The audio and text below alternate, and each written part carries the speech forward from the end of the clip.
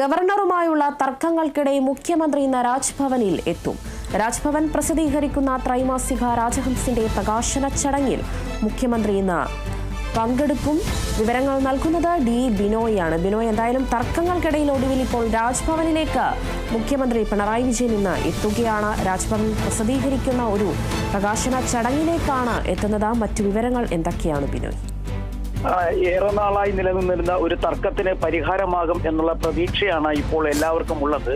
പ്രത്യേകിച്ചും ഭാരതാംബ ചിത്രവുമായി ബന്ധപ്പെട്ട സംസ്ഥാന സർക്കാരിലെ മന്ത്രിമാർ ഉൾപ്പെടെയുള്ളവർ രാജ്ഭവനിലെ പല ചടങ്ങുകളിൽ നിന്നും പിന്മാറി നിൽക്കുന്ന ഒരു സാഹചര്യം ഉണ്ടായിരുന്നു. ഇന്ന് ഒരു പക്ഷേ ഈ ഭാരതാംബയുടെ ചിത്രം ഉണ്ടാകില്ല എന്നുള്ള വിവരങ്ങളാണ് നമുക്ക് ലഭിക്കുന്നത്. എന്തായാലും മുഖ്യമന്ത്രി ഈ ചടങ്ങിൽ പങ്കെടുക്കും എന്നുള്ള വിവരങ്ങൾ പുറത്തു വരുന്നുണ്ട്. മാത്രവുമല്ല, മുഖ്യമന്ത്രി പങ്കെടുക്കുന്നത് കൊണ്ട് തന്നെ ഈ ഭാരതാംബ ചിത്രം ഒഴിവാക്കാനുള്ള സാധ്യതയും തള്ളിക്കളയാനാകില്ല. കാരണം ഇത് രാജ്ഭവനുമായി ബന്ധപ്പെട്ട ഒരു ജേണൽ പുറത്തിറക്കുന്ന, അതായത് 3 മാസത്തിലൊരിക്കൽ പുറത്തിറങ്ങുന്ന ഒരു ത്രൈമാസിക രാജഹംസയുടെ പ്രകാശന ചടങ്ങിൽ മുഖ്യ പ്രഭാഷണം നടത്തുന്നതിന് വേണ്ടിയാണ് മുഖ്യമന്ത്രി അവിടേക്ക് എത്തുന്നത്.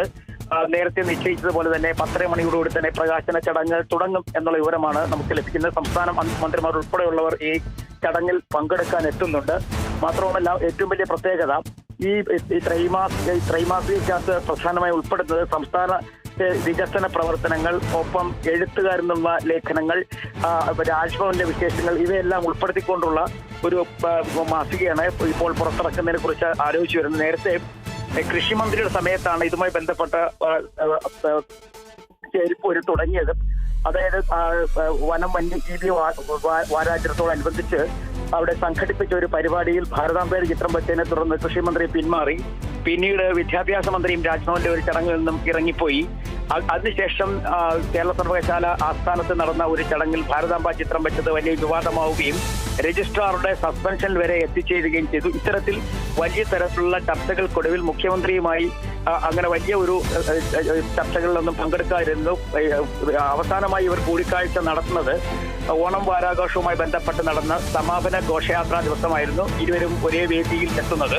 അന്ന് ഗവർണറെ മന്ത്രിമാർ ക്ഷണിച്ചതിന്റെ അടിസ്ഥാനത്തിൽ ഓണം വാരാഘോഷവുമായി ബന്ധപ്പെട്ട ഘോഷയാത്ര ഉദ്ഘാടനവും ഗവർണറാണ് നിർവഹിച്ചത്. അതിനുശേഷം നിരവധിയായ പ്രശ്നങ്ങൾ, പ്രത്യേകിച്ച് ചില ബില്ലുകളുമായി ബന്ധപ്പെട്ട കാര്യങ്ങൾ, സർവകലാശാലകളുമായി ബന്ധപ്പെട്ട കേസുകൾ, ഇതൊക്കെ നടക്കുന്നതിനിടയിലാണ് ഇന്ന് വീണ്ടും രാജ്ഭവനിലേക്ക് മുഖ്യമന്ത്രി എത്തുന്നത്. മുഖ്യമന്ത്രി സ്വീകരിക്കും. അതിന് മാത്രമല്ല, മുഖ്യമന്ത്രി കൃത്യമായൊരു പ്രഭാഷണവും എല്ലാവരും തന്നെ പ്രതീക്ഷിക്കുന്നുണ്ട്. അല്പസമയത്തിനുള്ളിൽ ചടങ്ങുകൾ ആരംഭിക്കും. രേണുക.